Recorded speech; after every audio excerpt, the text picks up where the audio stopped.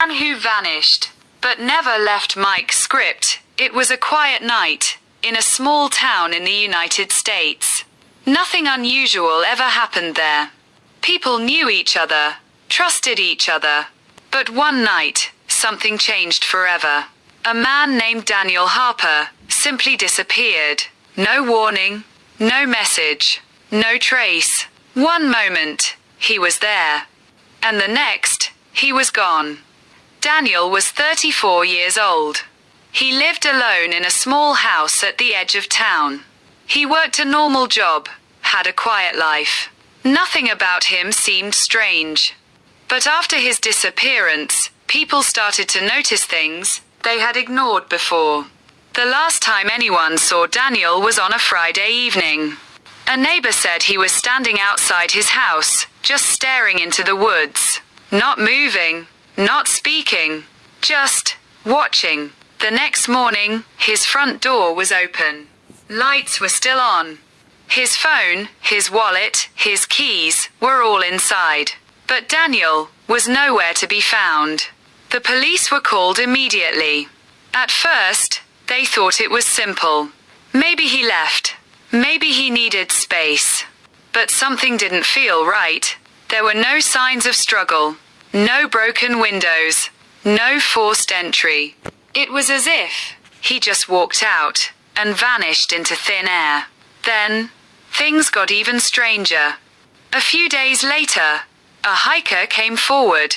He said he saw someone deep in the woods that night, standing between the trees, not moving, watching him. When the hiker called out, the figure didn't respond.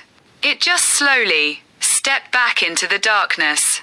Police searched the forest for days, but they found nothing. No footprints, no clothing, no body, nothing. It was like Daniel had never been there at all. But then, they discovered something inside his house. Something hidden. In the basement, behind a locked door, there was a small room. And inside that room, the walls were covered in strange drawings. Symbols, shapes, patterns, none of them made sense. In the center of the room, there was a chair. And facing the chair, a large mirror. The mirror was scratched, as if someone had tried to break it from the inside. That's when the case took a dark turn. Investigators started asking, who was Daniel, really? His co-workers said he was quiet, but normal. His neighbors said he kept to himself, but no one really knew him. Then they checked his computer. What they found shocked everyone.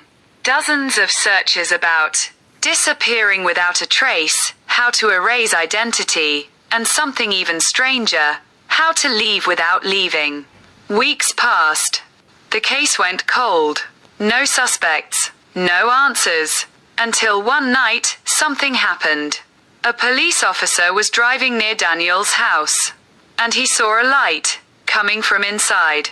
That was impossible. The house had been empty for weeks.